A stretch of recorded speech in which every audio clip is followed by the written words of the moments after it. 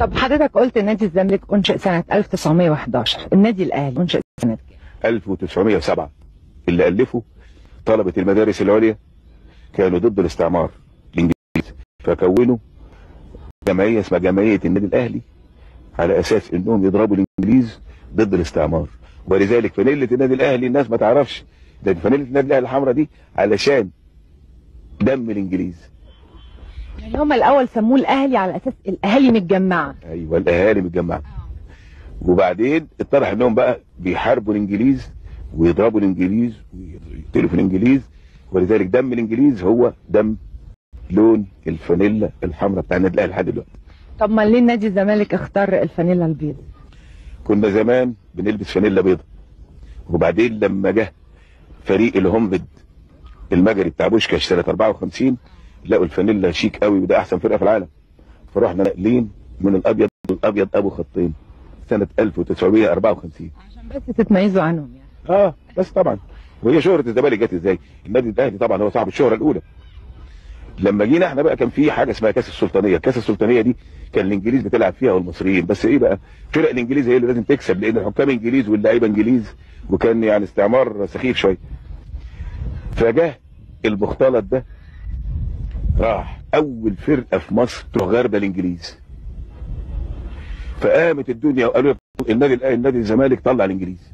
يعني شهره المختلط على اساس ان هو غلب الانجليز لاول مره في تاريخهم في مصر، فبقت شهرته بعد النادي الاهلي على طول. عشان كده بقى فضل بقى الزمالك والاهلي على طول. بقت التنافس من هذه السنه لما. طب هو طول عمره كان اسمه نادي الزمالك؟ لا، كان اول سنه 11 كان اسمه نادي قصر النيل، وبعدين سنه 13 بقى المختلط لحد سنه 1944.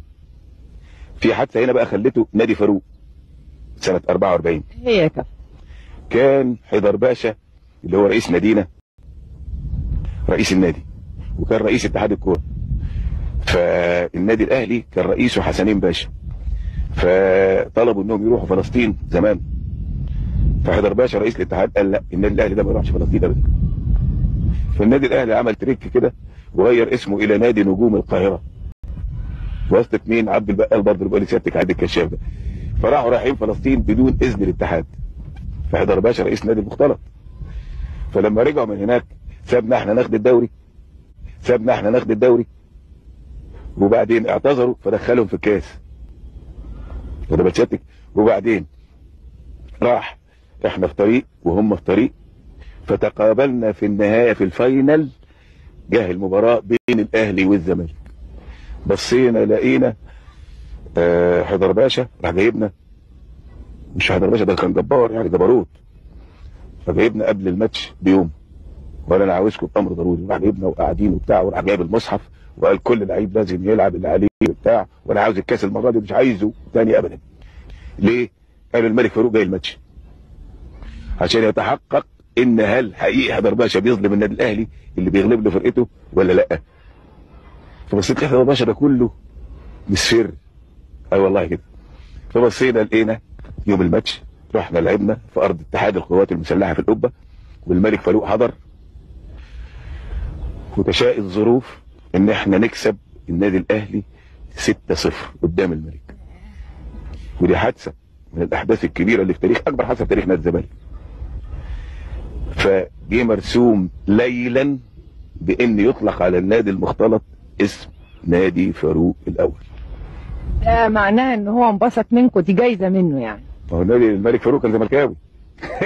كمان يعني. طب كان طبعا بما ان حيدر باشا كان هو رئيس نادي الزمالك، اكيد كان في اجانب في النادي.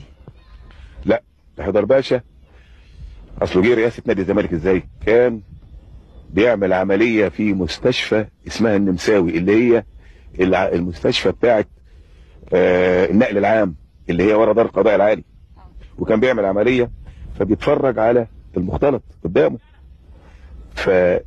الله يرحمه يوسف بيه محمد والاستاذ محمد السيد قالوا عايزين نخلص من الاجانب، وكان حيدر باشا في الوقت ده كومندان حاجه اسمها كومندان السواري، فقالوا احنا نجيب حيدر باشا لرئاسه النادي وهو يروح على طول مطلع الاجانب. فراحوا رايحين له وافق، راحت السلطات جايبه حيدر باشا عاملاه رئيس نادي المختلط، اول قرار خده طرد الاجانب وممنوع دخول الاجانب من باب النادي.